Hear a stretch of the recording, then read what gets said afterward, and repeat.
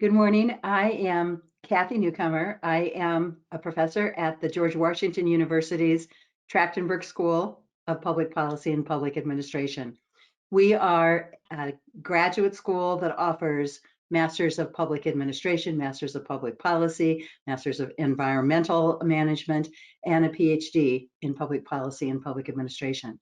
We have been partnering for many years now with REI Systems to engage the members of the grants community in very effective, fruitful conversations to support one another.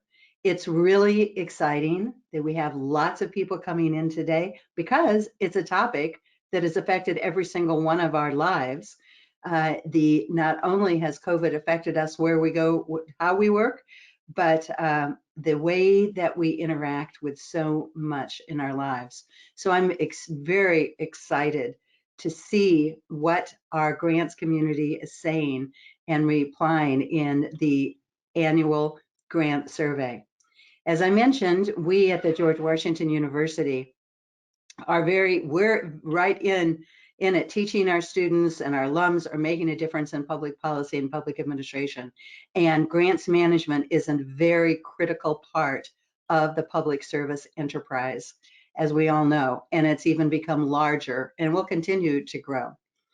And so we are delighted that we have my partner here, Jeff Myers, who has been working with me in terms of setting up panels that we think will really be of interest to all of you. And I think this is going to be a great one. So I'm very excited to see what we're going to learn today. And I'm going to introduce Jeff Myers from REI Systems. Again, my partner, who will be introducing the panel. Take it away, Jeff. Thank you so much, Kathy. And I really want to echo Kathy's sentiments. I think that the opportunity for grant managers, not just to kind of sit on their own in isolated fashion, but to hear how their peers have successfully overcome challenges is something that's really important. And although we have one panelist, I'll tease for a moment when I introduce them in 20 or 30 minutes, who started her career as a grants manager.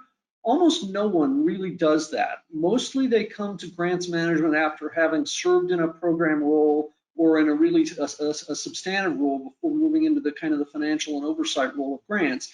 And so we think, especially given the need of grants management as a community to add new folks and to provide them with resources to help solve problems, that these discussions and this survey to kind of help you understand how your peers are doing things, what they see as important, is really important for grant managers to be able to succeed. And that's frankly kind of why REI Systems and George Washington University and NGMA established this partnership to both hold these kind of every other month discussions, as well as the annual survey. Let me give you kind of just a 20-second background about REI Systems. We do work with a wide range of federal agencies, primarily developing information systems and providing advice around them.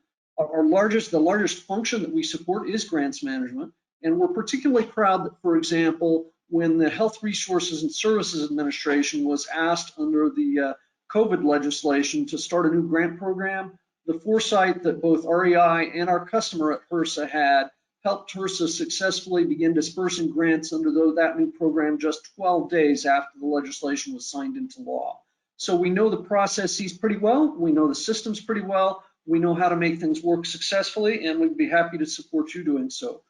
One of the last comments I would make is REI is also recognizing that it's not just about getting money out the door, it's about getting effective mission outcome results. So one of the things I'm pleased with to report this year is that our customer, the Department of Defense, as it seeks innovation from small businesses, asked REI to help redevelop their Small Business Innovation and Research Grant Program and Solutions. And as a result of doing so, saw 10% more innovations, 20% more participation by new small businesses who previously had not been able to do so, and a 50% reduction in the calls from those small businesses to the help desk because the technology they were using was easier to use. With all that as background, this is the opportunity for kind of grant manager voices to be heard. We hope that if you have questions, certainly you'll ask them. We invite you to ask them in the question box. You can do that, that's part of the GoToWebinar feature. You can do that at any point during this session when the question first comes to mind. We are not going to try and answer those questions until we've been through approximately 30 minutes of presenting the survey results in their entirety. We've found in the past that we just never get through the whole thing if we take questions as we go along. But we do encourage you to ask them whenever you'd like. And at the point at which we finish that presentation, we'll turn it over to the entirety of our panel to answer your questions and perhaps questions from each other as well, so that we can kind of get a contextual understanding.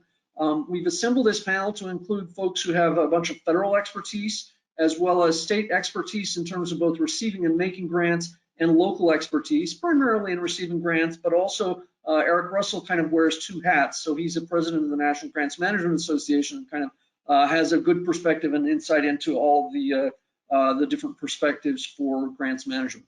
So with no further ado, let me turn it over to my colleagues Heather Morgan and Rajita Waknis, who've kind of managed the survey for us this year, and they will present you with the results of the grant survey, kind of with a high-level overview to start with, and then a little bit more detail, after which we'll go ahead and introduce the panel and begin having a discussion to kind of invite the panelists to share their perspectives and interpretations of what does this mean? Why did that arise? What could cause people to answer in that way?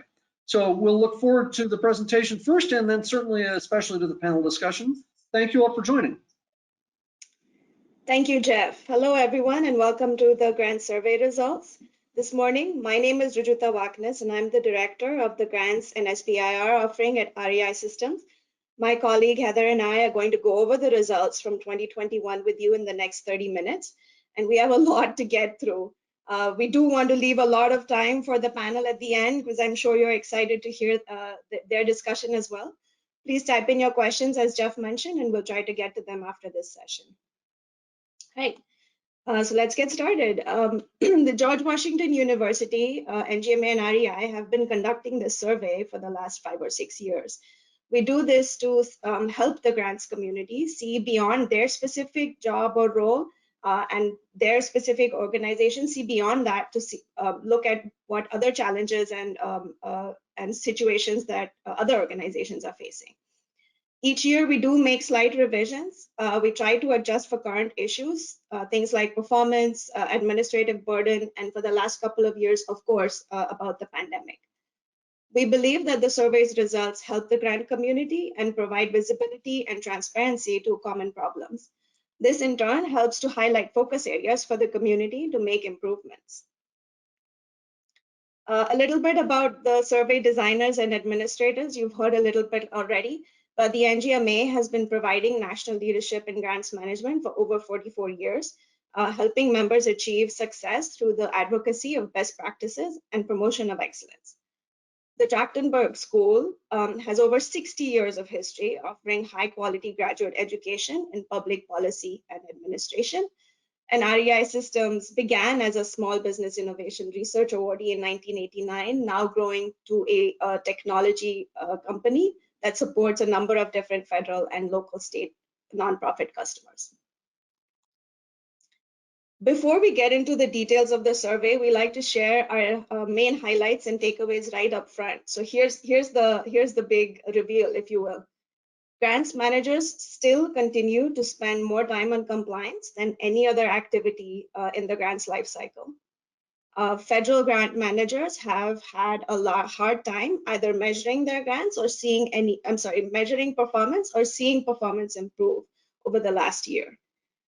The COVID has had a huge impact on a lot of businesses across the world, but especially so in grants operations. And we're beginning to see some of those changes become permanent. Year over year, we see that training has a huge impact on program success, but most organizations still do not require it for their staff.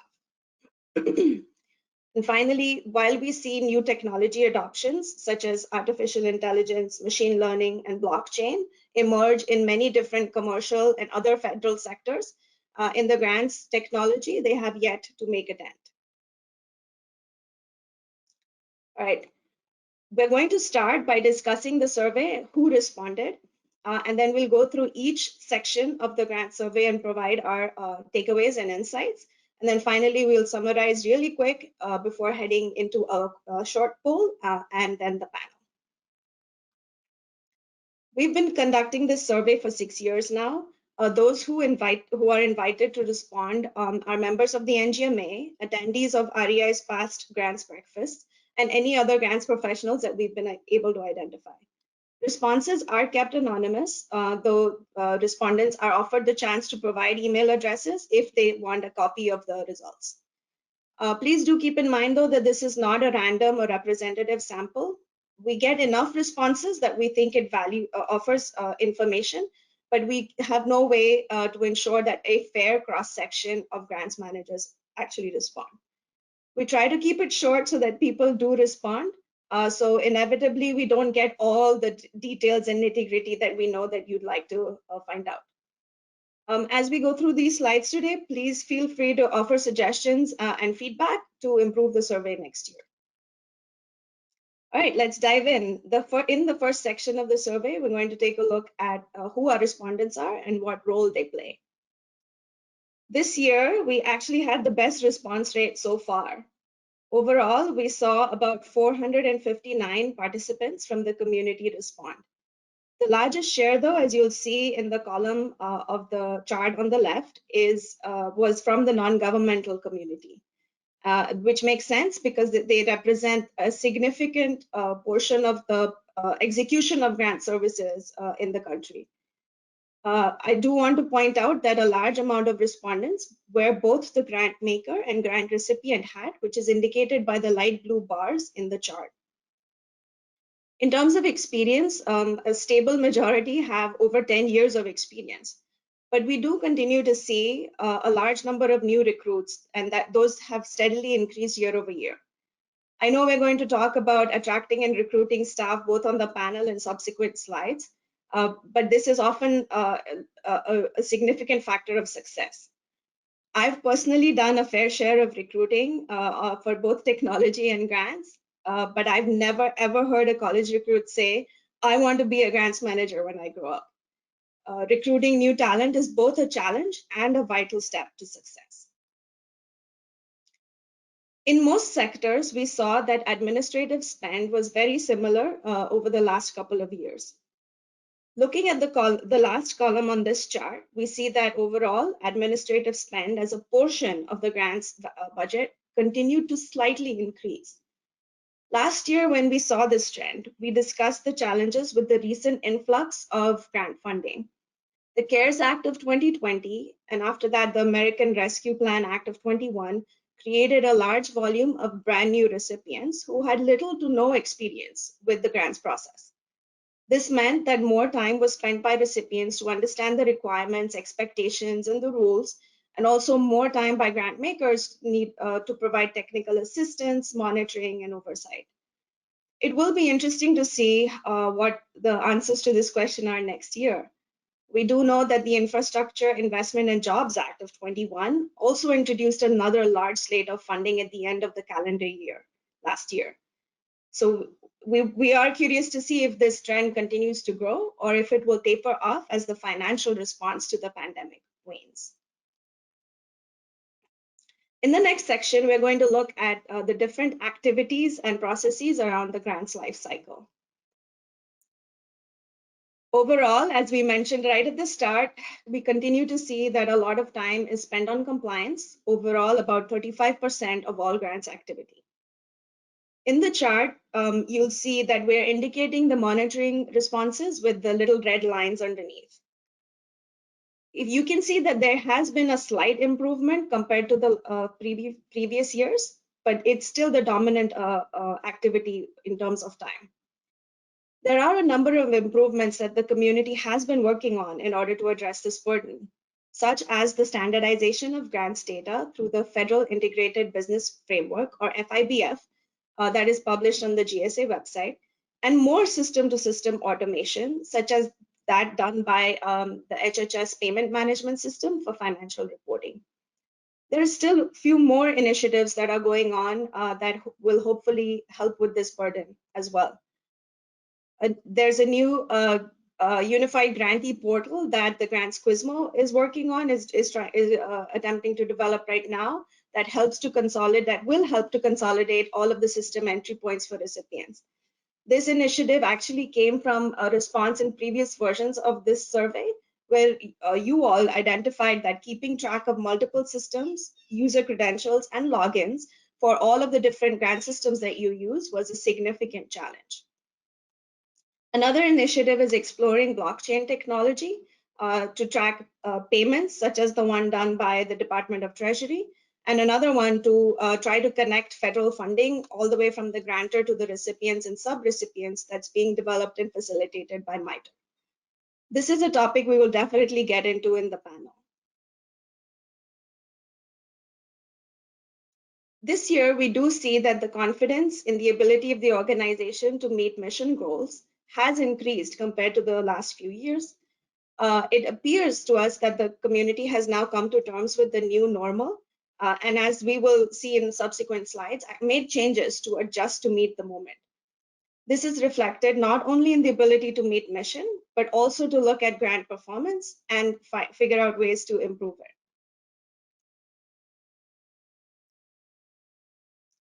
However, when we ask respondents about the outcomes of their grant program, meaning the long-term impacts of those grant services, the majority said that either performance had not improved or they could not measure it. This year, overall, we see a large drop in the federal responses. 82% said that performance had either decreased or they could not measure it, as opposed to 33% last year. In contrast, the number of state, local, and non-governmental responses to the same question showed an improvement in performance. Last year, we heard that performance was significantly impacted by the pandemic. Many of those impacts had to do with organizations having to pivot in the very early days to transitioning to virtual operations or needing extensions for reporting.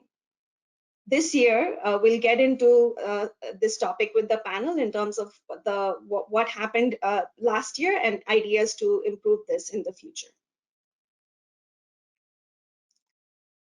Understanding that COVID continued to affect operations, we introduced a new question to the survey. We were interested in the nature of the changes that organizations had made. Not surprising that a majority of respondents across the board said that they had adjusted not just for internal operations, but also with how they interacted with their recipients, stakeholders, and constituents. A large number of changes were related to transitioning to virtual for things like meetings, reviews, site visits. Also the introduction of testing protocols for those who had to work on site, and technology changes, of course, for any virtual interactions, as well as working remotely. But interestingly, some of the changes included an increased access in the ability of end users to online features, such as making and requesting payments, such as registering for programs, providing more online learning and technical assistance, and even telemedicine for the healthcare services. Overall, an overwhelming 82% said that the changes made because of the pandemic were going to be permanent. Now I will hand over to Heather to walk us through the next few sections. Thanks, Rajuta. I'm Heather Morgan. I'm a program manager at REI, and I work with Rajuta on our grants and SBIR offering. In this section, we'll be looking at grants management systems and data with the goal of understanding your current technology supporting grants management activities and how you're using the data that gets reported throughout the life cycle. Okay, so while automation and grant reporting continues to be a pain point, we are seeing some improvement. If you're looking at the trends here across years, grantees are moving away from hard copy submissions, with just 1% of this year's survey respondents indicating only hard copy reporting. Direct data entry is on the rise, with about a 10% increase from the prior year. But we're seeing that emails are still a common method for reporting, which does directly increase burden. It could potentially lead to errors, missed emails, resending attachments, and so forth. So one big way to really improve here is more online data systems for grants reporting to automate and streamline the data collection process. Grantors should consider market research to assess what systems are already out there in the grant space that meet their needs. Also look at whether existing systems can be leveraged to source some of the required data elements to minimize redundancy and reduce the burden on grantees. And at the federal level, consolidating the reporting at the agency level to minimize redundancy. And here we're looking at satisfaction with technology and the cost to use it. So scores overall are in the average range and have remained consistent from year to year. We did see some minor improvement with the ability of recipients and subrecipients to cover costs of reporting. And this may be in part to some of the positive trends we saw in the prior slide. Automation, reporting standardization, and training are a few of the ways to continue to improve these scores over time. Other ideas from prior forums include leveraging private industry or nonprofits to share the costs of technology. Another idea was for grantors to include technology costs as allowable costs in the grant's admin budget. As in past years, we continue to see high scores for automated data sharing amongst local, state, and federal government agencies. Over half of the survey respondents felt that all data types should be shared. This includes pre-award data like applications and organization information, award details, and post-award data, both financial and performance. But in order for data to be shared, we know that there has to be standardization. And financial data is standardized and easier to share because there's specific elements that are defined in the FFR and the SF 425. Performance data, however, is much harder to define and standardize because it's relating to the program measures that are specific to recipient services and actions for that program. We've also seen that risk data has started to be shared at some agencies for recipient oversight, but more work still needs to be done there. And we know that leadership across grant-making agencies are very interested in the data being collected and how effectively to use it to make those informed data-driven business decisions. Areas where this can provide significant impact include things like the selection of applicants, grantee performance and performance trends, risk assessment, and workload management. But in order for this to be effective, we need technology and data systems to establish connections, agree on the data elements to be shared, mechanisms to streamline that data, and tools to facilitate the analysis.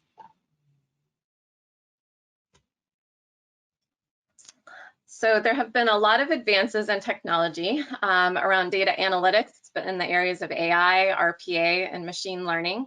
Unfortunately, we aren't seeing many grant makers and recipients leveraging these yet. Even less so for blockchain, which is the disruptive technology that could be used to better track and automatically connect federal funding from the grantor to the recipient to the subrecipient. Of the ones pulled, data standards for grants management did receive the highest percentage among grant makers and grant recipients. Here we think we're seeing the impact of the GREAT Act that requires adoption of data standards and encourages the reduction of reporting burden by increasing automation and leveraging technology. Okay, so now we're going to look at training currently being provided to grant makers and grant recipients.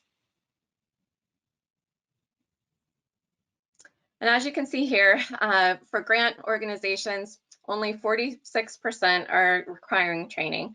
This is a slight increase from the prior 2 years, but low considering the importance of well-qualified staff, which we know through past surveys is an important success factor. Certification requirements are trending upward, but they're still below 20%. So perhaps training should be considered a required activity for grants managers to set them up for success and enable more effective grants oversight. And then here we're seeing somewhat similar trends for the grant recipients. Over half of the organizations recommend and offer training to grant recipients, but only 10% actually require that their grant recipients take any training. Our survey continues to tell us that training does lead to better performance, higher quality, and lower costs. So providing that technical training and assistance to recipients is something that grant makers should continue to think about. Okay. And here we'll take a look at the impact of federal legislation and executive branch directives on your grant activities. So as we're looking at how those impact day-to-day activities, we do see that the Uniform Grant Guidance by far has had the biggest positive impact. This guidance began as a foundational shift towards results-oriented accountability for federal grants, and it provides direction to both grant makers and recipients on what activities they're obligated to do. The Data Act, GONE Act, and GREAT Act, as you can see, all have similar results, showing a moderate impact. And in terms of impact on recipient innovation, we're seeing even less of an impact with the uniform guidance leading among the four. Okay. And with that, I'll pass it back to Rajuta. Thank you, Heather. In this section, we're going to take a look at the factors that are the most challenging obstacles and also the ones that lead to the greatest impact on success. This question is about the significant success factors that we ask respondents to indicate based on the success their organizations have had in grants management. There's a lot, and that we could spend a lot of time on each of them, but since we want to get into that panel really quick, we're just going to look at the top 2 success factors, which are actually the bottom 2 rows on the screen. As in the past years, we see that well-qualified grants management staff continues to be the key factor in grants program success. Going back to the training that we just heard about from Heather, this is still not required by a majority of organizations. Since it directly correlates to success, we do think that making training required and strengthening and deepening that training will have an impact overall on grants management. The other factor that has scored high is clear communication across the grant maker and recipient.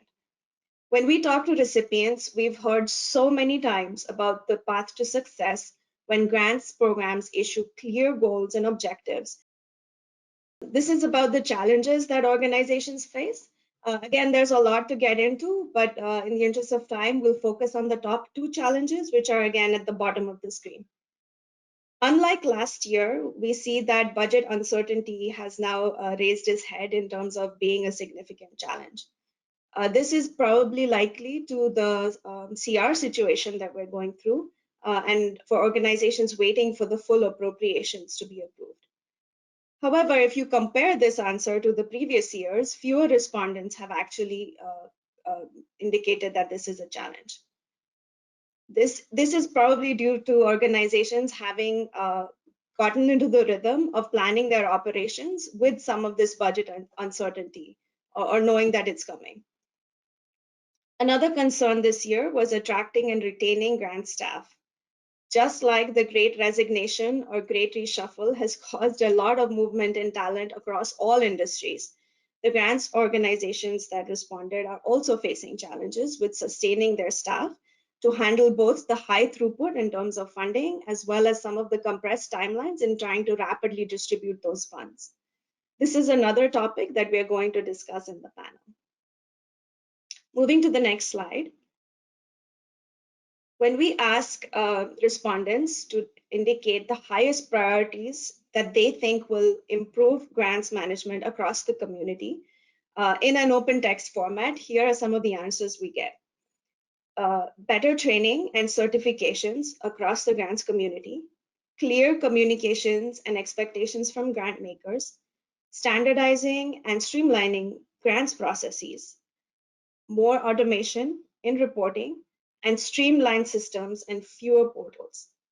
You must have noticed that the same themes that we just went over in the successes and challenges section make an appearance here again as priorities for overall improvement for grants management. In this question, we asked respondents what their specific priorities are going to be over the next 3 years. And we've created a word cloud in terms of the responses we got. And you'll notice the same themes recur here as well. Training, staff, and systems are priorities for individual organizations as well. In this last section, we're going to quickly summarize the key takeaways, after which we're going to hop into a quick poll and then move into the panel. Okay, we saw that grants managers continue to spend most of their time on compliance than any other grants activity. We saw that a majority of respondents said that either performance did not improve or they were not able to measure it. We saw that over a large majority of our respondents described that the changes that they had made because of the pandemic had become permanent. Reporting automation is improving, and with that comes a little more satisfaction with the technology available. The uniform guidance continues to be the biggest impact on daily grants management activities. And finally, systems, training, and staff, as well as processes, remain priorities for organizations as well as the grants community. All right. I know we had a lot of information.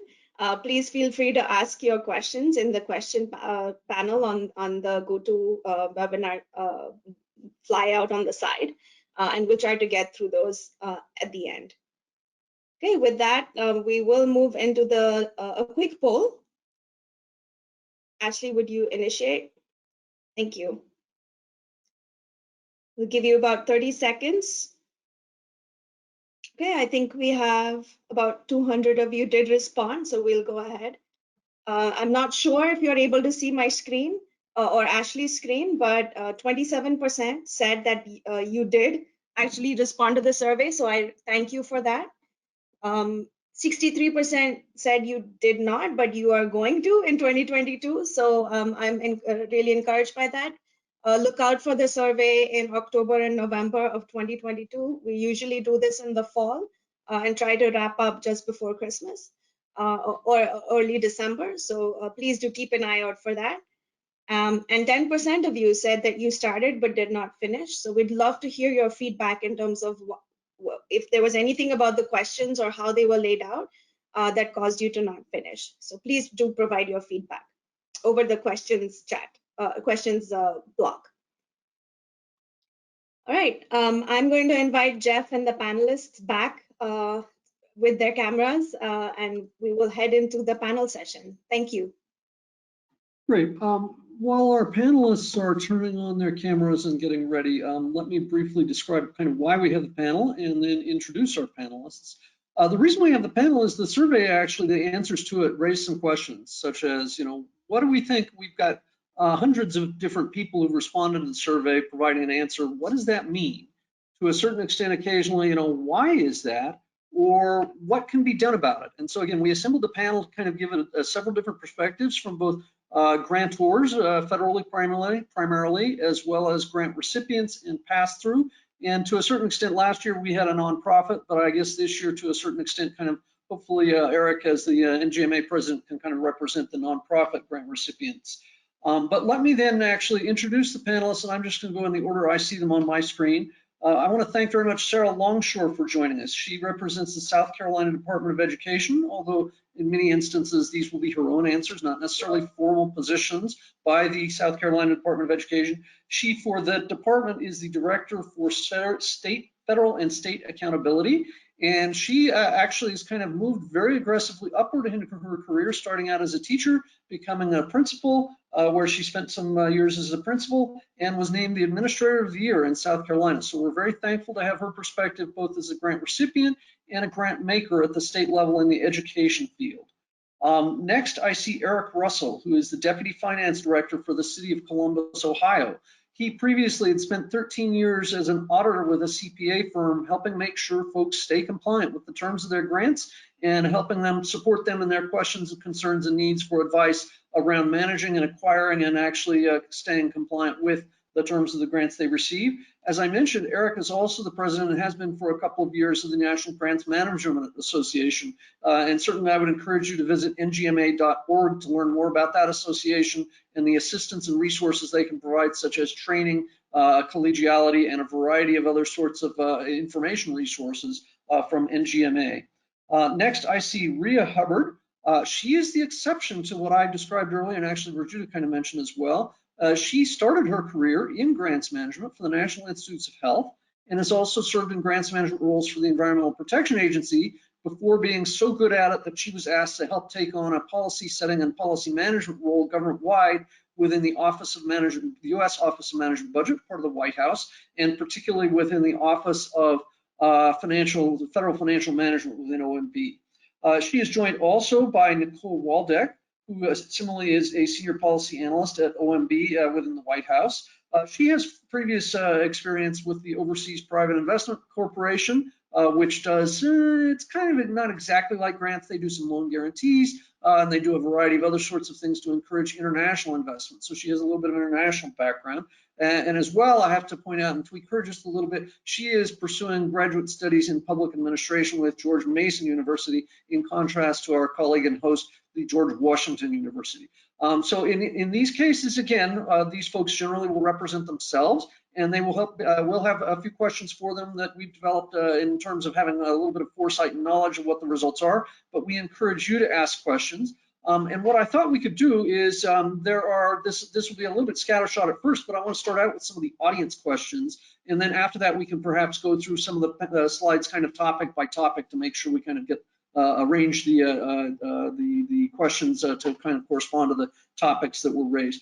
Several of you have asked the questions, will the presentation be sent out? The answer is absolutely. Everyone who registered for this session will receive the slides, and as well, there will likely be kind of a quick summary of them made so that you can address them as well.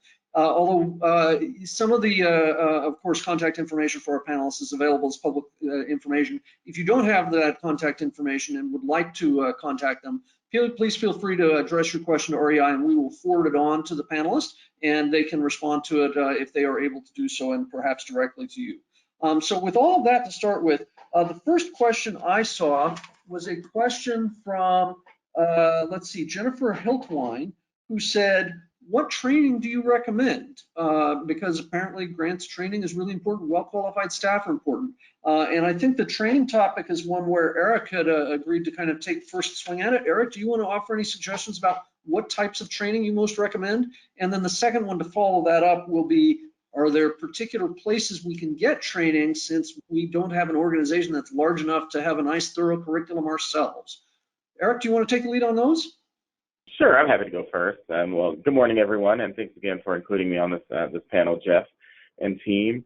You know, I think the training side is one of the probably underestimated or underwhelming areas of our field, but it's one of the by far most important. And we certainly do value and need the training. You know, we talked about last week how no individual in grants management can have one skill set or one hat that they wear. It really takes a whole host of skill sets, whether it's finance, specific programmatic skills. The education field requires those that have been educators, but those that have been administrators, communicators, so forth and so on. So the types of training that are needed in the grant space is extremely diverse, which of course results in a number of providers for training. We've seen a number of our federal partners who really invested in providing more training opportunities, from HUD to OMB to others that are making that type of technical assistance available. But it's also really, in my opinion, incumbent upon us as those who are passing through dollars, but also as direct recipients, to provide training to our personnel and our employees so that they can wear multiple hats. So I think, Jeff, to your point, the where is training provided, you're going to see as a result of those multiple hats that folk have to wear, training that comes from federal agencies regarding the grant-specific arena. But you'll also see accounting and finance-related training that'll come from nonprofit associations like the GFOA, the AGA. You'll see private sector organizations that really have invested and been good partners throughout this process, like REI and other accounting-type firms that focus on the compliance and the audit arena, who help with the financial side and understanding what the audit and compliance risks are. And then you have other organization or sector-specific associations that I would encourage individuals to get involved with, as you're trying to understand how to navigate the intricacies or the niche areas of our industry. It's a function really of how many different things we do, whether it's planning, education provision, providing loan guarantees and opportunities for other organizations to provide a direct influx of investment. You're going to have just a different type of training across the field depending on where you are. I see my colleagues shaking their heads over here. So I don't know, Jeff, who you'd like to go next to add some more color to that, but I certainly recommend looking at the AGAs, GFOAs, NGMAs, as well as the private sector providers of training. I wanted to ask a provoking question that kind of builds off of that a little bit, and I wanted to ask Sarah in particular, because I know she doesn't really have a dog in this fight. And the question is, Eric, as a CPA, like many professions, has to get a certain number of hours of continuing education each year to keep his CPA license. The same is true for government contract officers who are obligating funds and essentially kind of using government's money to buy things. And so my question for you, Sarah, is there is a strong need presented by the survey for well-trained, well-qualified folks, and there is not a standard for what type of training or how much training, or even if any training is required in order to be able to either issue grants or to be able to receive them. Should there be such a requirement? If so, who do you imagine, kind of what level of government or what sort of entity do you imagine might be best at creating one that presumably would be beneficial and not extremely burdensome or costly? That is a really great question, Jeff. It is very, what did you call it, provocative or provoking? Yes. That is a good question. And truthfully, I've never considered that very much. But as I was listening to you to talk, it absolutely does make sense that there would be the expectations there of continuing education. We certainly have it in other fields, right? In education, teachers and educators are required to continue their education and are required to do however many professional developments or conferences, whatever that they need to earn that time. Same is true in the medical profession. And so we can point to lots of different areas where that is so important. And so now in terms of what should be required specifically and who should enforce it, Jeff, that's a question I'd have to give a little bit more thought to. But I do think it is a conversation that should be had. Yeah, and I think to a certain extent, I perceive there's a little bit of fragmentation in the grants community. We've of course got folks at all different levels of government, nonprofits, and in my mind, this is kind of an important question. I don't know that I necessarily have the right answer, certainly, but I'm not sure that anybody is actively really trying to answer it, and it does seem to me like it's a question worth answering based on the survey. Let me then move from that to a related topic and ask Nicole, one of the things that our survey found in the earliest stages, kind of the demographic information about how much experience folks have, is that there's a small but relatively stable portion of folks who have 2 years or fewer experience. And the good news is it's not shrinking. So we're actually succeeding as a community in recruiting new folks into grants management. But the question, I think, is, there may be some, especially members of the community, whether they be within government or outside of government, that are having trouble. And so I wonder, Nicole, whether or not you have any suggestions for what the community could do to attract and develop strong grant managers for the future, so that, next time we do this survey, we don't have a kind of a big drop off in the junior level staff that we kind of need desperately to kind of keep a fresh source of capability in this field. Great, thanks, Jeff. So as you mentioned, federal grants represents a really significant portion of funding for the federal government. I think we've all heard the stat before. It's over $800 billion and even a larger amount due to different supplemental funding streams. And not only that, but the distribution of our funding is by many different categories, from agriculture to transportation, health, et cetera. So it's really, we are the ones that the federal government really relies on heavily in a crisis to get these funds out the door and to really reach those in need who need it most. And we have to do this quickly, and while also ensuring that there isn't fraud, waste, and abuse. And so our role is really extremely important. But we also have this fantastic opportunity in this field that there's just really a lot of room for growth, and there's a lot of room for learning. Our policy is extremely dense, and but I just really want to focus on the impact that we make, and it's really tremendous. And I think that, looking at the survey results, as you mentioned, Jeff, I saw that a large percentage of our respondents had 10+ years of experience, and it looks like, I really think we need to continue to cultivate that talent and really use that energy to attract and develop our strong grants managers and really everyone in our community for the future. And to do this, I think what we really do need to do is focus on that impact and to really just talk a lot more about what we are doing every single day, and how our individual contributions are really vital to that impact. And I mean, I could speak for myself as a civil servant, and I know a lot of others feel this way.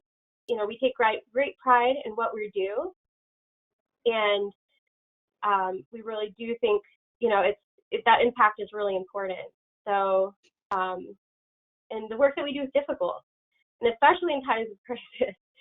So I just really think we need to talk a little bit more about the stories of these impacts and use that energy to really cultivate our future talent. And I feel like, you know, just like one very quick personal story during the pandemic, as we were working really long hours and really focusing a lot on that. I took a break to pick up food from a takeout restaurant in Alexandria, and I realized it was like the owner of the restaurant who was cooking the food. It was the wife who was you know, managing everything at the beginning at the front, maybe the nephew who was waiting the tables. And it was really that moment for me that I realized the impact that what we do every day really has, and the impact that a grant on that particular business would really make. And, you know, would they really know where to start, and would they have the time to do that?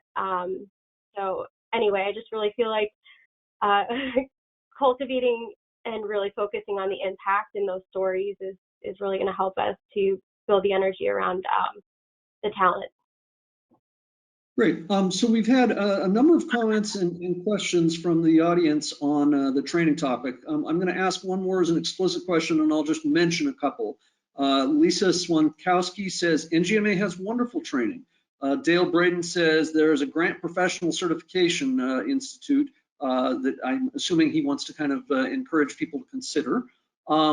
There is an interesting comment from C.A. Cruz, who says, you know, grants management is complex. There are lots of different kinds of expertise.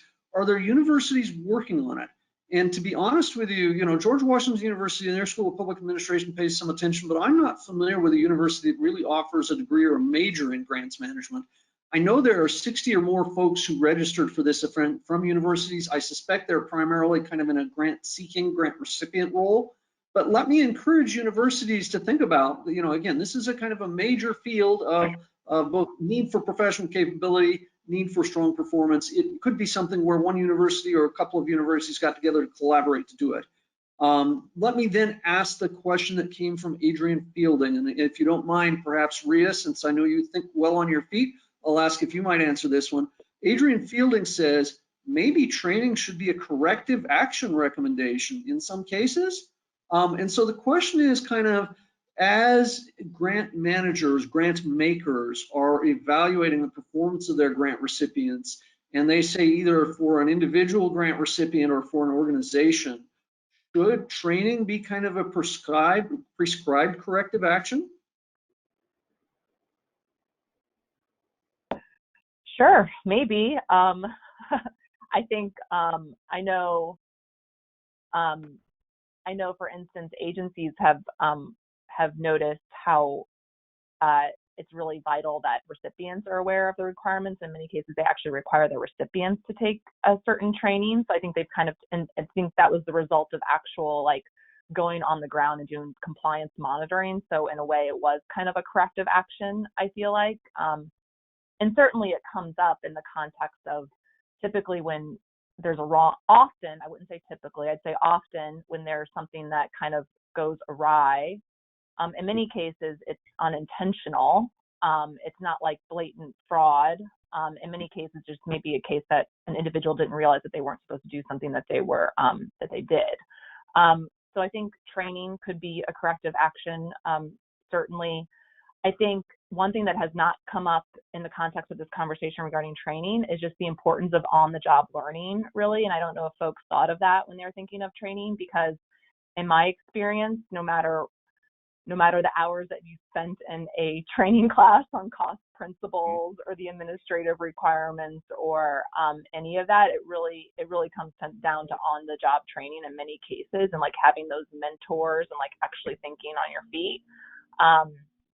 In fact, when I first started my federal career, and you noted that I was a grants manager in my federal career initially, I remember my supervisor at the time saying, Ria, you're not going to understand this for the next this isn't going to click. It's going to take at least 2 years for you to be like an effective grants manager. And that's just more to do with like on the job training and like actually working through issues as they come up. And I think that's actually one of the things that people love about the grants management field, is that there's always a new thing coming up that you haven't thought of. And it really takes like critical thinking and analysis skills to like work through them. So I think that's also another exciting thing about the grants management field.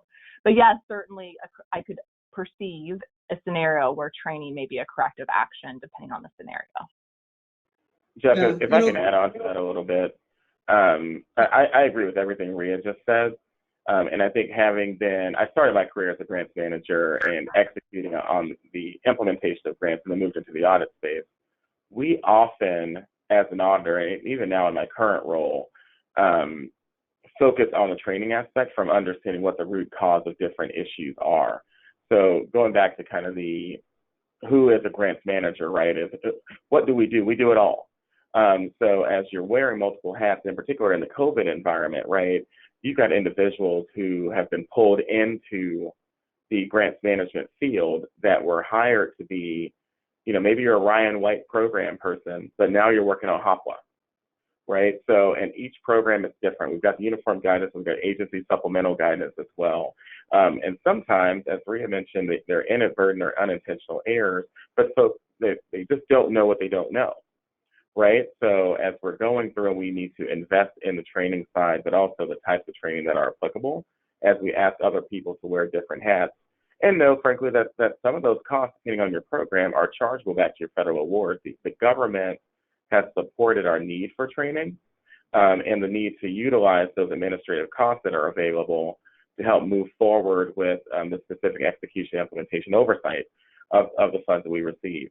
So I think it's definitely something that, as Ria mentioned, on-the-job training, technical training, but also for auditors and those who are either recovering auditors like yours truly, or are still in the audit field. So we have a duty to look at what the root cause is, and sometimes it's not more people. Sometimes it's really just helping the folks that are there understand what it is that they need to manage and how to execute. Yeah. I think Eric, sorry, I didn't mean that. Obviously, this is a very interesting topic, and I'll just add one more point that Eric raised, is that's often what comes up in the context of any time we talk about training, and at least in the federal government, is often you have traditional program officers or like scientists who actually play a very key and critical role as part of the grants management life cycle, and they may not know the rules as well as like a grants manager or a grant specialist. Like there's also like, anytime you talk about certification, I think that's part of the context too, is often it's not the grant manager that you need to who needs the training. It may actually be like the typical technical or scientific individual who like actually needs a little bit more technical assistance and help.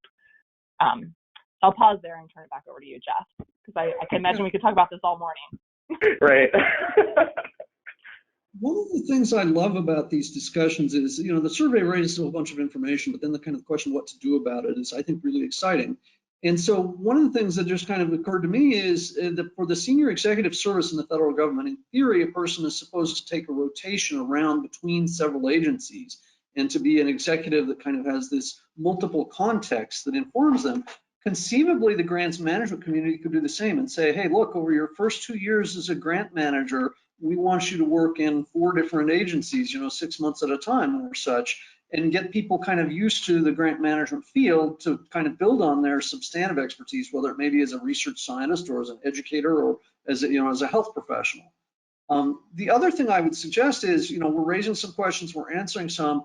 Every other month discussion we have with George Washington University a year or two ago featured someone from GAO who came in and really focusing on the federal audience, said, here are the types of audit findings we most commonly find as problems in federal agencies. So get smart on these and beware of them. Conceivably, if you all were interested, we could try and do something similar, perhaps with a panel of grant recipient auditors to come in and talk about, here are some of the major grant risks and some of the things you should be aware of and be ready to do about them. But let's switch topics so we make sure we kind of cover the waterfront a little bit. The next topic I'm hoping that we can talk about is on slide 9, and perhaps Rajuta, even in the background, you might be able to help project the slides. The discussion topic there is around the kind of the administrative costs and kind of why they're changing to a certain extent. And I know in a kind of a preparatory discussion with some of our panelists, we said, you know what, administrative costs mean different things to different people. And maybe, in fact, increasing administrative costs isn't a bad thing. Maybe it helps make sure that you're really doing a good job of getting the program outcomes you want, because if you were not spending that administrative effort, you would not get any outcome. So I wonder whether or not, Eric, maybe you could lead off by talking a little bit about, kind of what are administrative costs. And the fact is that the survey's responses indicated, this is just self-reported, not audited, but the survey respondents indicated administrative costs as a portion of grants dispersed are higher and increasing. And so my question is, what does that mean? Should we do something about it? Is that even really a problem? And I think, Eric, you might have agreed to kind of take the lead in this question, and perhaps, Rhea, if you want to add something as well, you could certainly do so. Sure, I'm happy to go first. My first reaction is, yay, the admin costs are going up, right? So that usually and often means that folks are spending more time and more effort on making sure that we're really handling it, that we're positive stewards of federal dollars. So it's not free, of course, to administer federal dollars, whether that's the drawdown phase, whether it's the processing of pass-through awards, and other types of items. So the admin cost generally tends to have a negative connotation to it, but I certainly don't see it as a negative. I think when there are administrative costs, it kind of communicates to me either as an individual who helps pass through dollars and helps other organizations know how to utilize dollars that we're sending through. But even in my former life, when we were on the audit or the CPA firm side, it tells us that you're putting forth the effort and the time that's necessary to help your sub-recipients and others know what they're doing with the money and how to process and implement the program. So administrative costs are really in two different buckets. They're your direct costs that are used to process the dollars, to help with program management and administration. But there are also those that are more general organizational administrative costs that are overhead related, or what may be coined as F&A or indirect type expenses. Neither of which is necessarily negative. Costs are real, and they should be recovered if they're contributing to federal programs. So to your point, Jeff, I don't know if there's something that we need to do about the administrative costs going up. I think it's something that may be a positive, depending on how those costs are being incurred and for what purpose. But what may be helpful is, in my opinion, is for us to spend a little bit more time with individuals, and it's kind of outside the scope of this conversation, but looking forward, if you're looking for future types of discussion items and sessions, is so what's the difference between administrative and indirect type expenses? Are we allocating our costs appropriately to that administrative bucket, such that the cost may not be going up, they may just be appropriately allocated now, so it seems like they're going up from a previous understatement. But the other realistic challenge is that there are programs that we manage daily that have limits or caps on administrative fees and costs. So we have to juggle all of that as both the folks that are behind the scenes managing the dollars, but who are also responsible for making sure the programs are successful. So I see a positive if the admin costs go up to the extent that they are direct administrative costs that are contributing to the program objectives. I don't know, Rhea, if you have anything to add to that, or Jeff, sorry. Let me phrase a specific question to Rhea. Rhea, let's pretend you're having drinks with a friend at an agency that is a grant-making agency, and they're about to go before Congress, and their committee in Congress has said, your administrative costs have been going up. Why is that? I don't like that. I don't want you to spend so much money as one of the stewards of federal taxpayer dollars. Rhea, what would you coach that person to say? Well, I would. I think it's a lot of the points that Eric raised, is that like administrative costs, again, it has this negative connotation or perspective. Like people often think that it's just like overhead, like wasted overhead, but like much of what you actually cover during the survey is stuff that would typically be supported by administrative costs, such as like a lot of the respondents indicated that we need better IT systems and data infrastructure needs. That's where often those costs come from to actually have like appropriately manage the awards and the programs and set them up for success. So I think my response would be that these are true costs and they're costs that are needed as part of the successful administration of these programs, and just kind of explain what they include. Congress often also likes to point out when we mismanage our awards in many cases, and again, what you need to manage those awards is often administrative or indirect costs. So I think that would be just, I think there's probably an opportunity for a lot of education in this space, to be honest. I think there is a lot of misconceptions of what is meant by administrative or indirect cost. Even among grant managers, like misunderstanding how to calculate them, what it means. So that's kind of my initial reaction to that question, Jeff, is just kind of explaining and walking through what these costs are and how they can help actually get you better success and results under the grant program. Great, thanks. So if we move on, can we advance a couple of slides and talk a little bit about compliance? Because actually kind of that, to a certain extent, the salaries and the time people spend on compliance is kind of one of those things that's, that's not what we're spending on the program. It's not providing a healthcare item, or it's not providing, economic development assistance. And so here, I think, Nicole, you had agreed you might help address this question. We found that, compliance is still the biggest task. It's not growing as much at this point, but the monitoring non-financial administrative requirements and monitoring financial administrative requirements are still pretty big. And so the question is are there some strategies that grantors, perhaps even across the federal government, could do to reduce the requirement or the need for so much monitoring? And then kind of from the other side of the perspective, perhaps it's Nicole or perhaps it's Sarah, can think about, are there things that grant recipients can do to, put less time into compliance and more time into making sure the program is succeeding and that it's achieving high levels of outcomes? What would you suggest, Nicole? Thanks, Jeff. This is definitely a good question, and it often comes up. So many of you might already know this, but if you don't already know this, in the revisions to CFR 200 in 2020, there's a new provision that was developed on program design, and there's really been a big influence and effort to really push the importance of program design. So I think to answer that question, I feel like, really focusing time and effort at the onset and focusing on the design of the program, even when we're thinking about assistance listings, and spending a lot of time thinking through the clear program goals and objectives and measures, and really spending that time at the onset.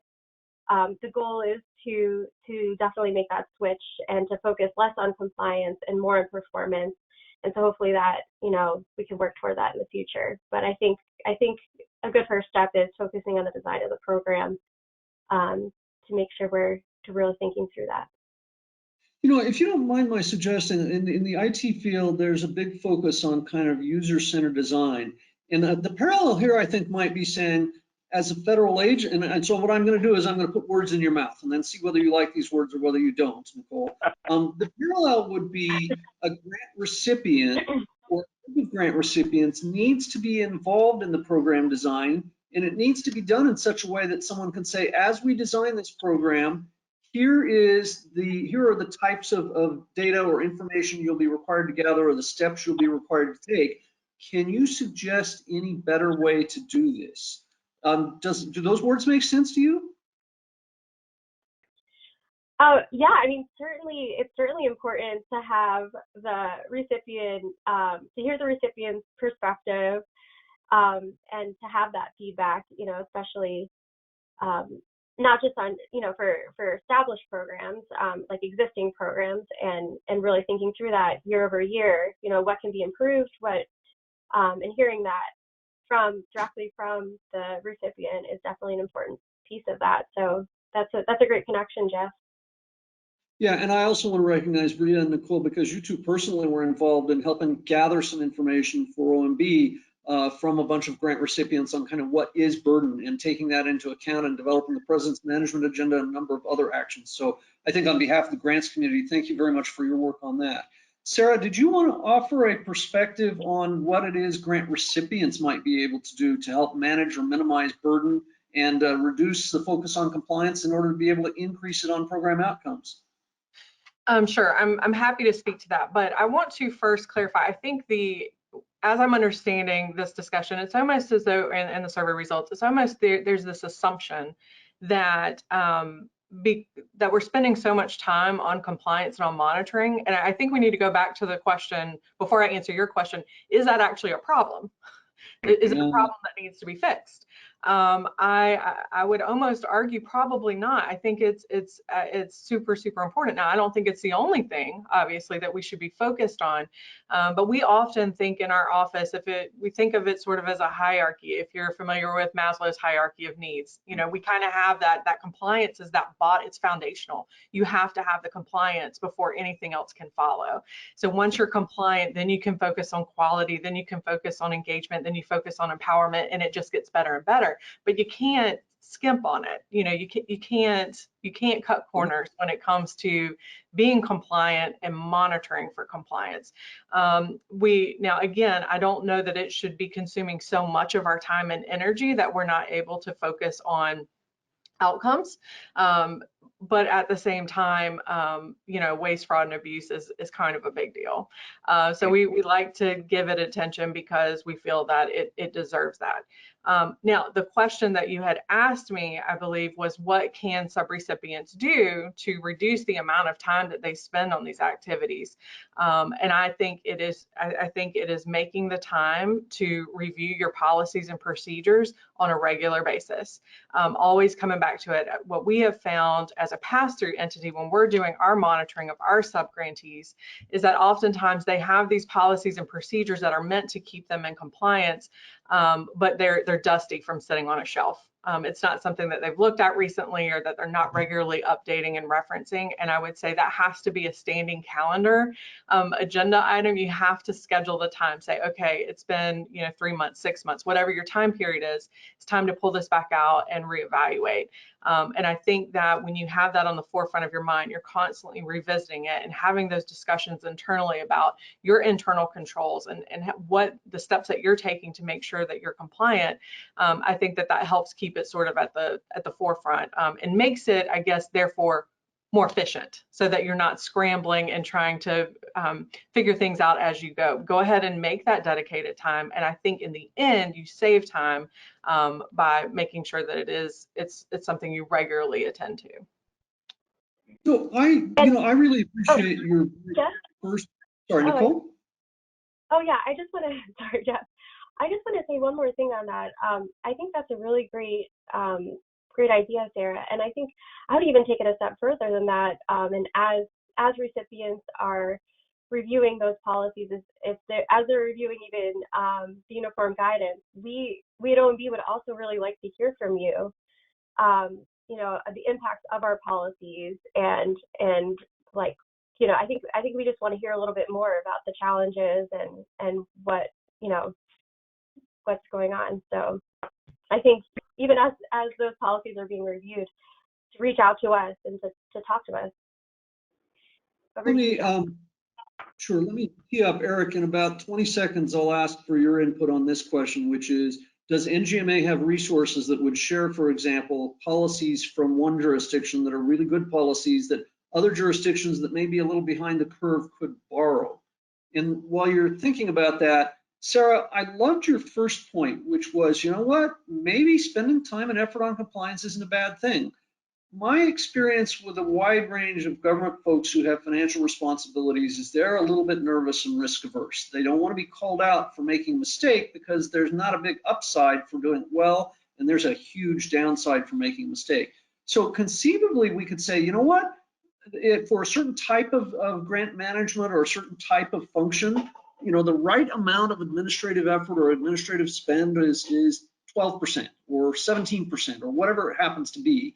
And in that case, it strikes me that, for example, in South Carolina, Sarah, you might say, you know what, a grant recipient of a certain type in Charleston has twice the level of a grant recipient of a certain type in Columbia of administrative spend. But the city council of the grant recipient in Columbia is really badgering them about why are they spending so much money. So my question is it possible or conceivable with the slicing any particular set of functions or topics to say, here's a good benchmark.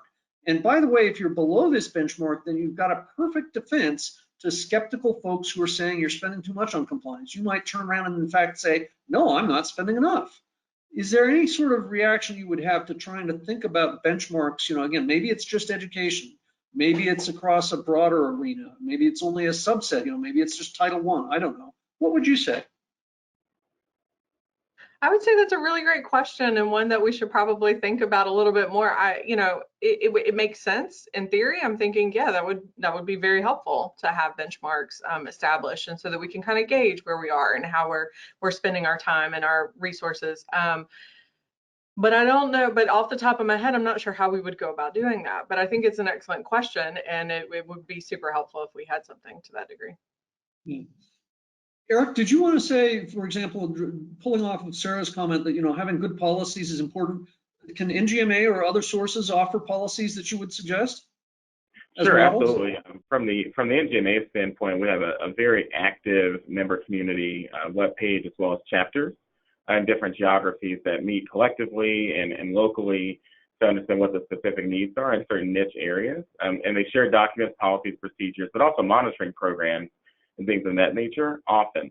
So I think hitting on what Sarah said, both the policy procedure side, but also, Jeff, to our more global conversation from the training standpoint, is there's somewhat a direct relationship oftentimes at least, between the level of training that folks receive and how much compliance monitoring is needed. So there's a higher degree of monitoring that's required just based on risk and what's available from a training perspective, both for subrecipients and for prime recipients. So I'm certainly able to provide some resources there if they're helpful. Let me ask one last question, and any of you can answer this who would like. COVID's changed a lot of things. In fact, our grant survey recipients say, yeah, these changes are permanent. One of the things I imagine without much trouble is some site visits that used to happen in person and perhaps with travel are just happening remotely. And, in the private sector, there are a bunch of folks who say, yeah, I've been worried about all the remote work, but you know what? Productivity's gone up. Although there's a bigger risk of burnout. Maybe some companies are deciding to do away with telework, and some companies are deciding to adopt it full-time. Anybody who wants to can. Does it make sense to expect and continue for some of these things that have changed with COVID around compliance, such as remote site visits, conducted by video? Does it make sense to do some of those things? And should we be looking to make the new model more efficient as opposed to trying to go back to the old model and repair or fix or improve it? Anybody want to jump in and suggest a thought? I can speak to that. So at the South Carolina Department of Education, of course, we, like everybody else, the pendulum swung from one side to the other. We were all on site, the pandemic hit, and then everything became remote. And it was a huge change in how we had been doing our monitoring activities up until that point. Now that things have calmed down a little bit for us, what we've realized is that you can have a marriage, sort of the best of both worlds. We've realized that there is a lot that we can do at our desk, and we are more efficient, and it goes, it's just faster and it's easier, and we can do a more thorough review. So we're sort of at a place now where we've gone back to, keeping some of the desk review processes that we developed during the pandemic, but then also recognizing that sometimes nothing compares to just being on site and meeting with people face to face and being able to see what's going on with your own two eyes. So we have, we went from one extreme to the other, and now we're sort of like right at this nice little sweet spot in the middle where we've been able to combine the best of both worlds. Great. So I'd like to move on to the next topic, again, hoping we can kind of at least touch on all of them. Then we'll leave kind of an open-ended free-for-all at the end on whichever topics you think have been unaddressed as panelists and as well audience. The next topic has to do with performance, and it actually kind of pulls from the topic I just described about, the pandemic has kind of changed work formats. But in this case, the question is, a lot of folks seem to think, if we can go to slide 13 perhaps, that their performance in their agency is not improving. And in fact, in many instances, folks still are not really aware. And when we think of performance, at least when I do, it tends to be, your program, for example, is out to improve education. How are educational outcomes and kids' progress, whether it be through grades or test scores or graduation or attendance or what have you, is that improving as a result of the grant whose purpose that is, not how many grants did we get out the door, how quickly. So my question is, survey respondents say, you know what, over the last year, performance fell. Either that or I just don't know, we don't measure it. So the question is, once again, is this something that you think is kind of unique to the pandemic, and we can expect, hopefully, as the pandemic reduces in kind of volume and impact and so forth, that we can go back to kind of improved performance into the pre-pandemic status? Or is this something where you would say, hey, we really need to take action because performance has fallen, or we've lost our ability to measure it because of something that changed with the pandemic? And I think that, Sarah, you kind of had signed up for this one, although Eric and Rhea might want to jump in as well. Yeah, sure. I'm happy to get us started on it. I'll just say that from a K-12 public education perspective, there's no doubt about it. Performance absolutely declined during and as a direct result of the pandemic. That abrupt shift that we saw from in-person instruction to virtual instruction that occurred in March 2020, that was only the beginning. So since then, schools and districts have had to continue shifting back and forth between in-person and virtual modalities. And, just in addition to that, individual students and entire classrooms have had to quarantine. And so there has been a lot of instability. On top of that, teachers are now leaving the profession at record numbers, and school leaders are struggling to find properly certified teachers to fill those vacancies. And then on top of that, there's been a lot of that political discourse that, in my personal opinion, again, not speaking on behalf of the South Carolina Department of Education, but in my opinion, I think it's made it difficult for educators to really stay focused on teaching and learning. And so while the remote instruction, and I'll just say this about remote instruction real quickly, while it can work for some students, and I'll tell you, my youngest daughter is one of those, she not only survived online learning, but she thrived during that environment. We've also learned that for most students, it's not an effective mode of instruction. And so what this underlines and underscores for me is that relationships really matter. Relationships are at the heart of all good teaching and learning. And it's really hard to establish that kind of connection through computer screens. In a world that is becoming so much more digital, that human connection is probably more important now than it's ever been before. All of this, as I'm speaking about this, I'm thinking, so how do I relate this to grants management? And this is what I would say. We are blessed to have received so much emergency funding as a result of the pandemic through ESSER funds and ARP funds, and we will never, ever, ever complain about receiving money. But I will share that there are at least two challenges that I know are staring us, just squarely in the face. One is that an allowable use of all these funds, and in fact, an encouraged use of these funds, has been to hire more staff and to build capacity at the local levels, more teachers to reduce class sizes, more mental health professionals, instructional coaches, after-school tutors, you name it. And so while the funds are there, that many school districts could now afford to create these positions, and many have, there are not enough viable candidates to fill the positions. There's simply not enough people with the proper certifications to fill all of these positions. So it's really a unique problem to have, right? It's great that we have the fiscal resources, that we have these grants, that we have funds that we can do a lot with, but we're struggling at all levels to find the human resources to be able to really impact change. The second challenge that I see us facing here as a result of the pandemic is that, at least in South Carolina, we feel a tremendous amount of pressure with these additional grants that we've received, to have a big impact on student performance to truly move the needle on student outcomes. South Carolina is a very rural state, with the exception of a few areas that some of you may have heard of. I think you mentioned Charleston earlier, but Myrtle Beach, Charleston, Greenville, Columbia. But other than that, we're a pretty rural state across most of the state, and we have a very antiquated state funding model, which is actually currently receiving a facelift over at our state capitol as I speak to you this morning. But nevertheless, educators have long advocated for more funds. Well, now we have them. We have more money than we've ever had before, more money than we could even have imagined prior to the pandemic. But I'm afraid that if we don't really do something with this opportunity, I'm afraid that we'll never be able to ask at least our General Assembly for more money ever again, because it's going to turn into, well, you had the funds, and what good did, what'd you do with it? But the trouble is that we're still playing catch up.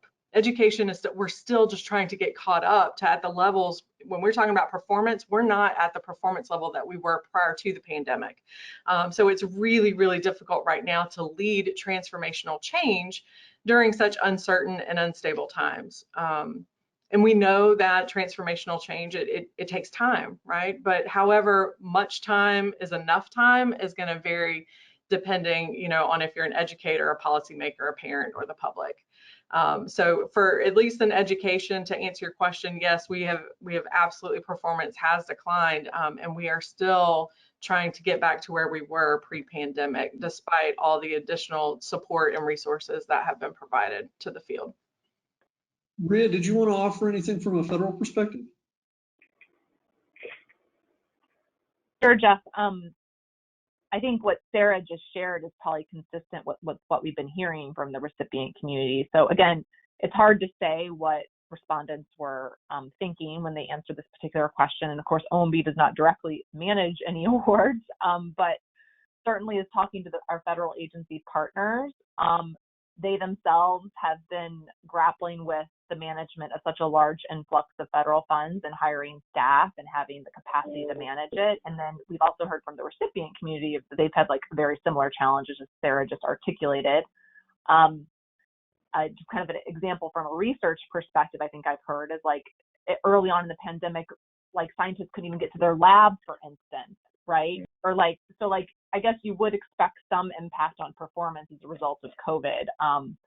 So Sarah shared the education example, and there's the research example, you can't even get to the lab. And then I think there's many other instances where there's grant programs where maybe you're providing direct assistance to individuals. You're not actually able to get out and actually in the community early on. So it's not, it's consistent. I'll say these results are consistent, kind of anecdotally what we've been hearing from the federal perspective. Okay. Let's move on to the next topic, which is kind of systems data sharing on slide 18. We had one or two interesting comments from folks in the audience, one of whom asked, is there a single portal where I can kind of get reminders and things and put my data in if I have multiple grants that I get from multiple agencies? Is there such a thing that exists at this point that any of you could point to? This is Rhea. So certainly we've heard this from the recipient community for years. For years, folks have been asking for this single portal, single point of entry to help manage their awards.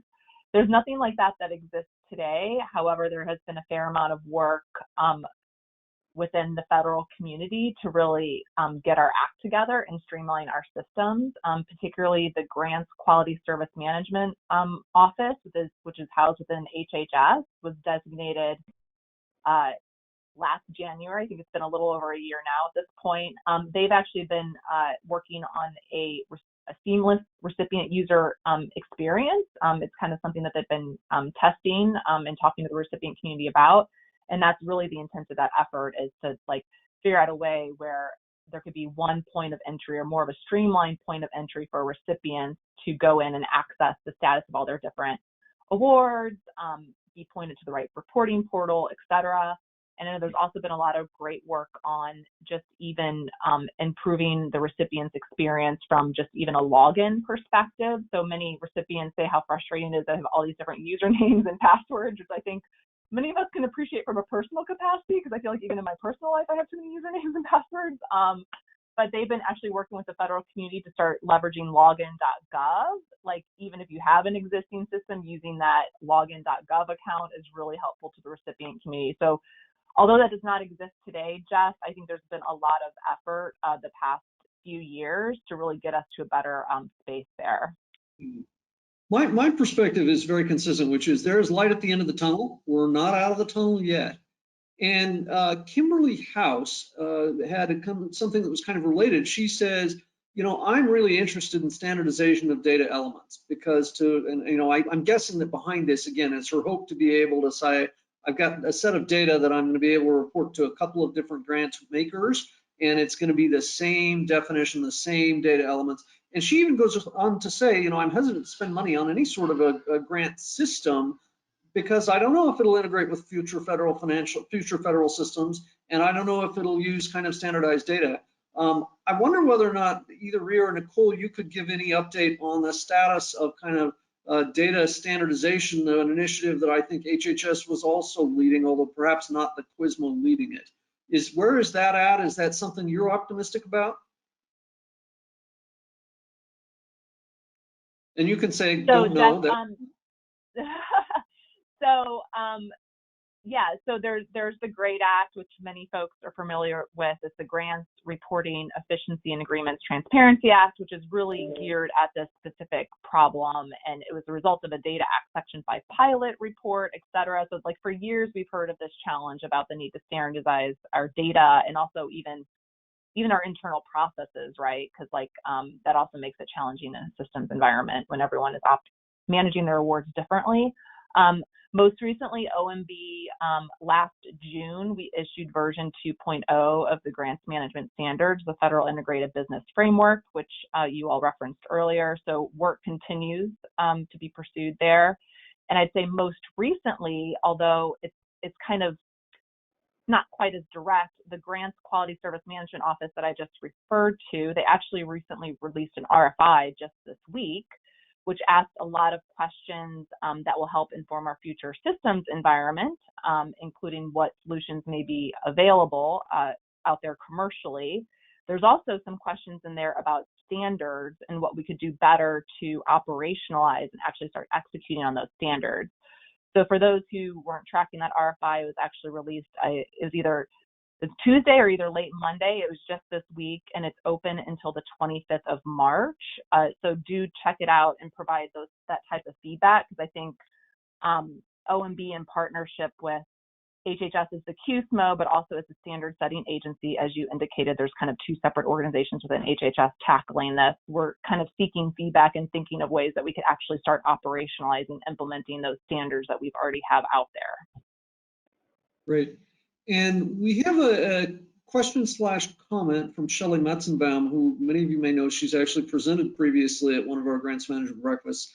She's interested in knowing kind of how the federal government, states, and locals can better understand data analysis, to a certain extent data availability, and perhaps kind of get their minds around imagining what value could come from sharing grant data.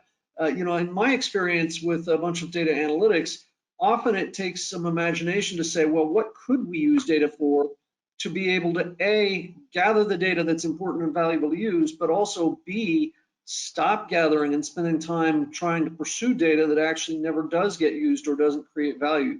So I guess the question is kind of, is there a forum where some of our 300 to 400 attendees this morning could say, hey, I'd like to share some input about what sort of data I'd like to get from the federal government, or if they're a federal attendee, I'd like to kind of have a collaborative discussion with some state pass-through agencies and locals about what they want to use data for, or what data they could offer that I might use.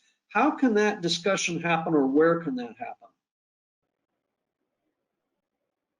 I think, Jeff, that really kind of comes down to some of our more chapter local professional organization related areas. And it's going to be fairly niche, right? So HUD, for example, does a really good job of publicizing the entitlement units reports, right? So the performance and the financial reports and that kind of data is available for those of us that are within counties that are entitlements, or the county is also an entitlement, but there are other municipalities in the region we're able to communicate with each other and use that data based on what HUD's made available. But you know, there's not a single, to Rhea's point, a single area where that's going to be available. So it has to be a very deliberate effort and somewhat decentralized depending on what you're trying to share so it's meaningful for everyone that's participating. It seems almost like a nonprofit kind of association level chapter type activity to make sure you're getting the right people in the right room with the right information until, to use your analogy, we get to the end of the tunnel, right? So that's kind of how I see it. I don't know about others.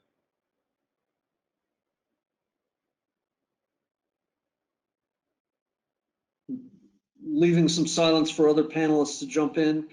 Hey, Jeff, I could, I mean, even thinking on the other side of things, like for our federal, those who have joined from our federal side, you know, even more so than even data, but just like documents and promising practices and things like that. I know in the risk space in postal risk management, there was an interagency group that worked to collaborate to just provide some sort of area to share different forms and practices that worked really well. And I think, you know, what I heard was that it was really successful, and it helped a lot of people at different agencies that might not have connected before. So even sharing different documents or practices is also really helpful. So thinking about it in a different way too.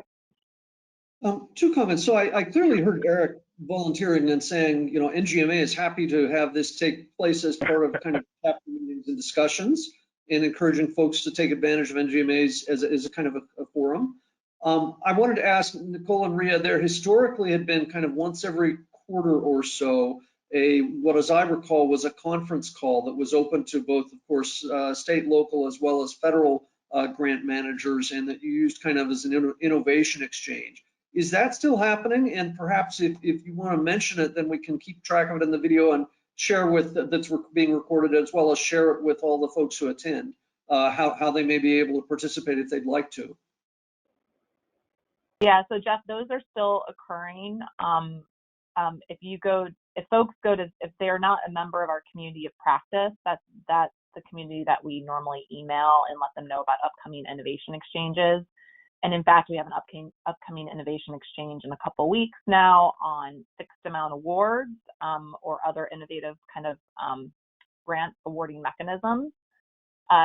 So I encourage those who are not already members to join our community of practice to learn about those and their monthly innovation exchanges now, Jeff. So I think we've been doing them monthly most recently. Yeah.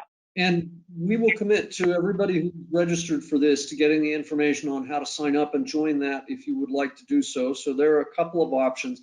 Let me actually, since I was just working on it earlier today, describe that there's also something in the acquisition community that's kind of parallel. It's called the Periodic Table of Acquisition Innovations, and it's run by the Federal Acquisition Institute. In fact, if you look under fai.gov for periodic table, what it does is it shares examples and artifacts and practices and case studies about innovations in the process of acquisition, whether it be reverse industry days or example RFIs or what have you. I'm not aware of any such thing that really exists within government for grants, and it seems to me like it actually could be quite helpful. I know that actually NGMA offers some similar sorts of searchable archives and resources, but I always recognize that, you know, there's a little more likelihood that things will get populated and used, and if there's kind of a single point of common ability to kind of understand and find such an archive. So I would suggest actually that anybody who's interested look for that and then kind of come to their own thoughts about, would something like that be useful in the grant community, and if so, you know, how would it arise? Moving on, one more topic on the analytics area. A number of our respondents said, in fact, a pleasingly slightly increasing number of our respondents said, our executives really are interested in analytics and seem to be making use of them. Unfortunately, actually, quite a few still said, you know, they don't pay a whole lot of attention to the numbers.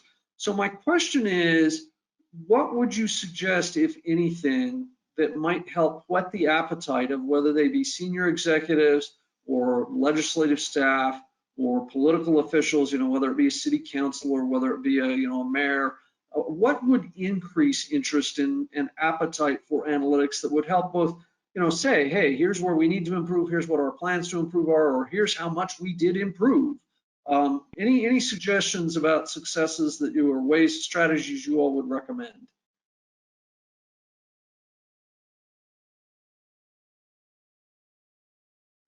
Well, Jeff, I guess I can start with that, and maybe others can weigh in.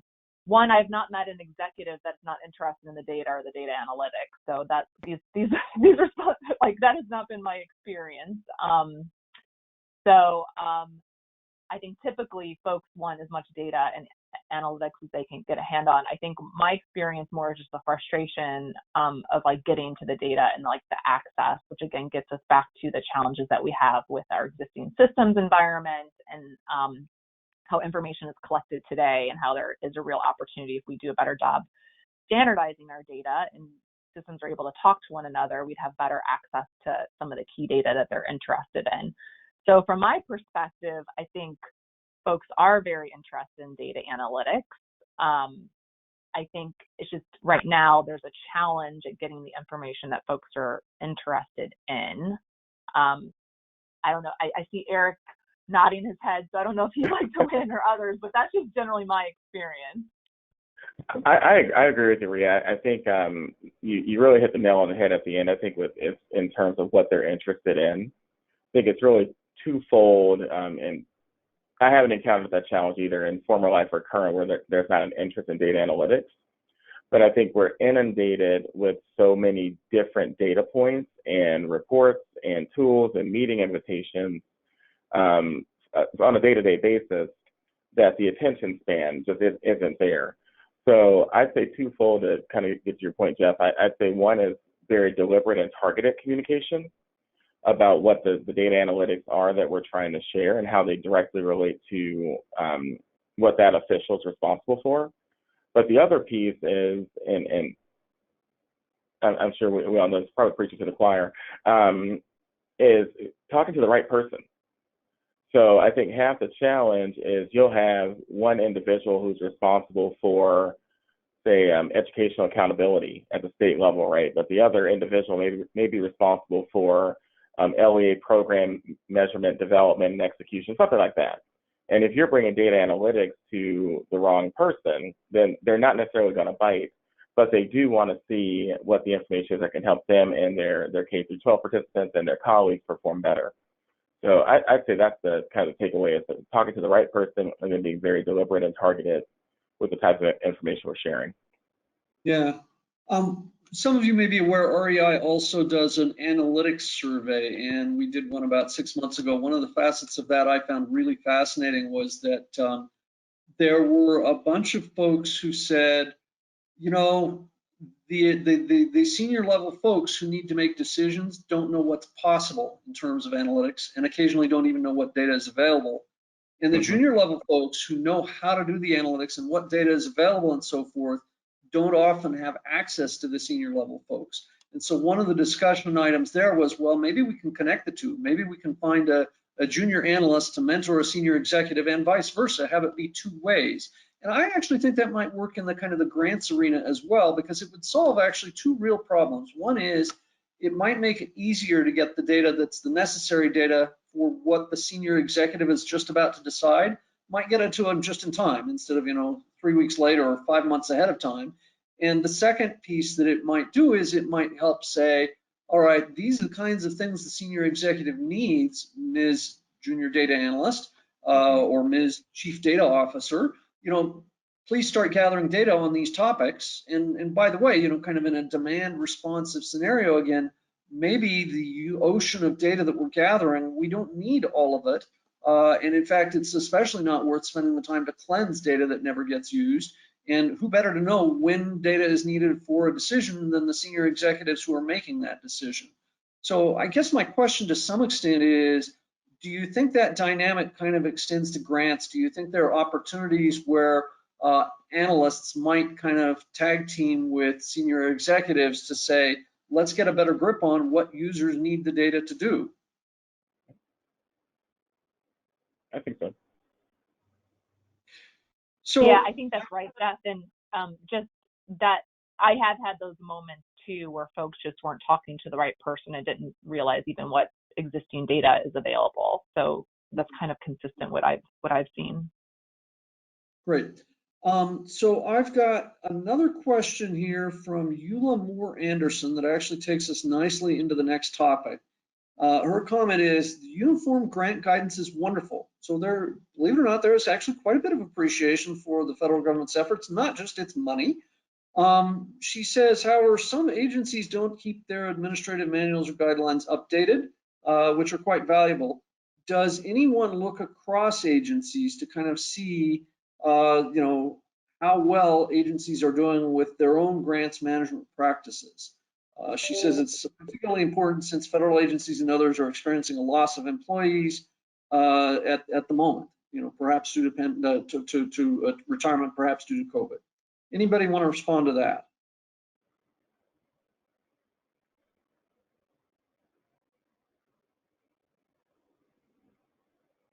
This is Rhea. I mean, I'm happy to respond to it. I think we've heard that from recipients, and we recognize that it's a challenge from an OMB perspective when an agency hasn't yet had an opportunity to update their own grants management procedures or manuals with 2 CFR. I wouldn't say that there's like I think it's just like the role that OMB plays often is that we just provide a lot of technical assistance and advice to agencies as they're trying to figure out how to implement.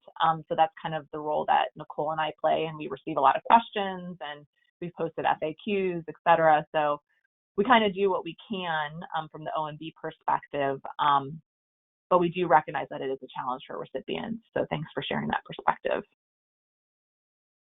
To add on just a little bit on that, also recognizing for agencies it's a pretty lengthy process to make updates. So, I could see all angles of it, but definitely recognize it's tough when the uniform guidance says one thing, the agency regulations say another thing, and it's not all linking together. So. Sure. One other question came up, which is, especially with the CARES Act and the Payroll Protection Act, a couple of other things under COVID, there are a bunch of new grant programs, a bunch of new grantees. They might be expected to wade through a wide range of such manuals, but the question is, are there other ways? Some people learn best by reading, some people learn best by seeing or doing or hearing. What are the ways that a new or an inexperienced grant recipient can succeed, especially in remaining compliant with, relatively complicated federal guidance? And I'm thinking, Eric or Sarah might best be able to do this, although certainly Rhea or Nicole can jump in if you'd like. Well, the first thing that came to my mind is I was thinking about just how important it is to connect with experienced folks who have done this for a while. And sometimes, there's a formal introduction, you're placed with a mentor, but oftentimes, most times in my experience, you have to go look for that person. You have to reach out to somebody and say, hey, I'm new in my role. Can I set up a time to meet with you and to sit and pick your brain? And can you look at what I've developed so far, what we have? Can you give me some advice? Can I borrow some of your stuff? Beg, borrow, and steal. But I just think that, you can read all day long. But like you said, I think it is, in my experience and based on just anecdotally what I've seen, it works really well when you can connect with others, your job alikes, and particularly those who have been doing it longer than you have. They tend to be very valuable resources. I agree with what Sarah said, and I just echo that sometimes it's helpful to get an outside perspective in terms of how we're approaching different situations. I learn a lot more from sitting in a lunch meeting with like my construction, my facilities managers, those types of individuals that aren't in the technical day-to-day than I do when I sit there and I read the rule. So because there's the practical side of how to execute, and then there's the how do we get it done and keep people engaged and really get the commitment of those that are above us in the chain, but also those have to execute on a day-to-day basis. So I think both the traditional mentoring and then Jeff, what you spoke about earlier with reverse mentoring are really big and reaching out for those individuals. Great. Sorry, was someone else going to jump in? Sure, I can just jump in. I think also asking a lot of questions and not being afraid to ask questions, and also just, you know, instead of just doing the thing because, you know, that those are the instructions or what you've been told to do, but actually taking a moment to really think about it and think through it and why you're doing what you're doing. I think, you know, for anybody who's new at any position, is really important. It will help in the long term. So really analyzing that and asking those questions is, you know, it can also help somebody who is more experienced to really reevaluate why they are doing something. So I think that's also an important aspect.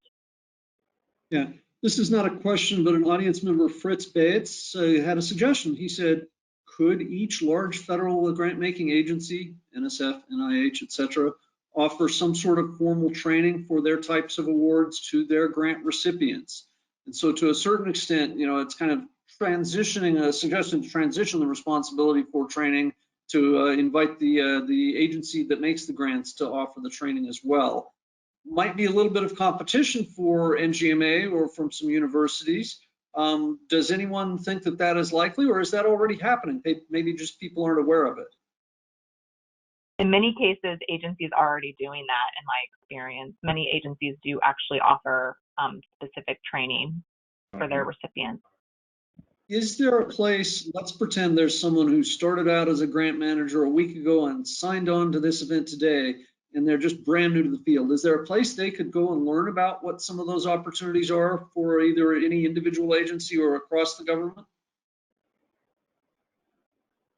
Not a single place. It's going to be agency specific. I don't know, Nicole, Sarah, Rhea, if you have anything to add to that, but that's what I've noticed in my experience and most recently. And I also want to point out, CJ King just had an answer to one of these questions, kind of. He says, an alternative association, another association, the Grants Professionals Association, has chats that are very helpful, connecting people who are new to those who are more experienced. I know that MGMA offers some similar sorts of capabilities. So there are some resources out there in addition to the grantor agencies, and a place to find some friends. And Dale Bell mentions, since I took the National Science Foundation's name in vain a moment ago, he says NSF has extensive training through grant conferences. All are virtual and are free, of course, during the pandemic. Let's see. Oh, I'm sorry, I've already described that one. We're wrapping up. If there are any last questions you have, audience, please put them in the chat. I'll ask one more and then try and take one last one for the from the audience. The last one I have is, again, there seemed to be quite a strong appreciation for the uniform grant guidance and a couple of other kinds of rules or guidance. Is there something coming up in the next year or two that folks should look forward to or perhaps offer input to? Is there any kind of forecasting or prognostication that Nicole or Rhea you would like to offer that kind of folks should be getting ready for, or perhaps offer their input to?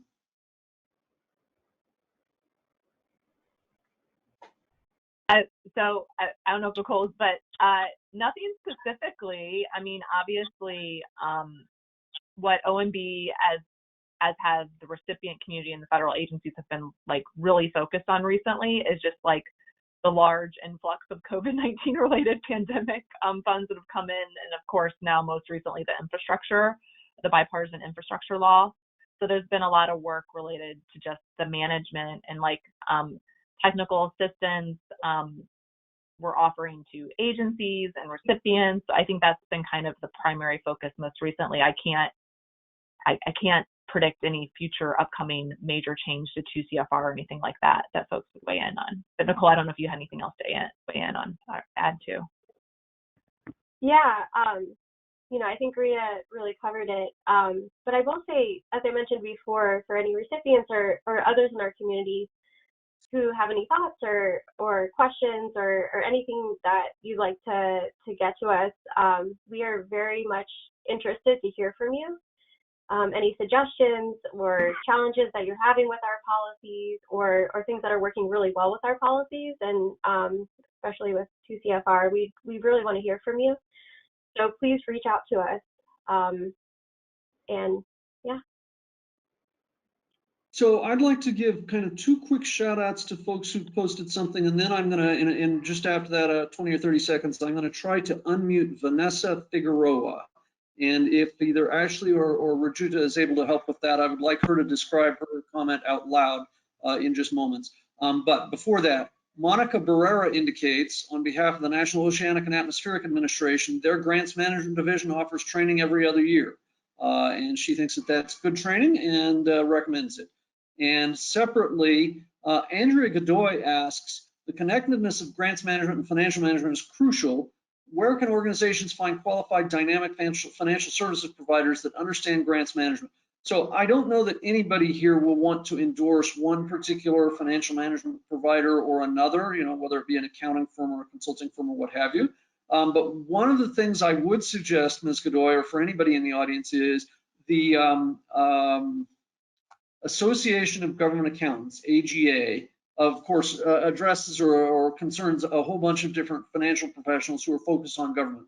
Many of them have grant expertise, and they may well be able to share with you kind of a relatively thorough list of some choices without endorsing one or another. So again, that's the Association of Government Accountants. They're easy to find on the web. Have we succeeded in unmuting Vanessa Figueroa? Yes, I am here. Great. You had said in the question box, universities are starting to offer grant management degrees. Is it worthwhile? Can you name 1 or 2 and describe anything about the degrees? And then we'll see if the panelists have any sort of reaction to that as a last topic. Oh, sure. So I received an email. Oh, gosh, forgive me. They reached out to me. It was a college, it was a university in California, and I think I would probably have to look for it. And I apologize. I should have looked for it before. But the university was offering a master's degree in grant management, and so I've been contacted a couple of times from them, them kind of saying, hey, you can apply, you can do this, you can, and I don't know if this is like, I was just wondering if this is something that is worthwhile. Should we, can we, is it something that we should do? I just wanted to know if you guys thought it was just at all worth it to do, or is this something that we really need, or is this something that we should be pursuing, especially new grant managers like myself? Any panelists want to address that? I don't really know enough about it to offer a perspective one way or another. I think it's really up to each individual as to how they want to chart their educational path and what you want to specialize in. So I would just evaluate whether the program works for you and where you want to go with your career. But I don't know enough to really provide any I'd say better comments on the matter, unfortunately. But certainly happy to look into it. I was not aware that there was a master's level degree in the field, so that in and of itself is really helpful to hear and to understand that that's kind of where things are going. I have 2 reactions. One is that was exactly kind of what I was suggesting earlier, which is that I hope several universities do. To one extent, I'm a little concerned that you weren't able to identify the university, because I'd like to use, to consider and look into them myself. And then selfishly, I would love for it not to be just a university in California, but the University of California, because I am a Berkeley grad, but I'm not aware of that. So unless Kathy Newcomer is able to come back online, I wanted to take the last minute or 2 to kind of just say thank you and do a couple of housekeeping items. So panelists, thank you so much for sharing your time and expertise to prepare and to kind of take the time and energy to review the grant survey results thoroughly and to offer your perspective. I think it's really helpful to the community. So thank you so much for doing this. You are all aware, but I want the audience members to be aware, neither REI nor George Washington University nor NGMA pays any of you anything for doing this. It is all the kindness and generosity of yourselves with your time.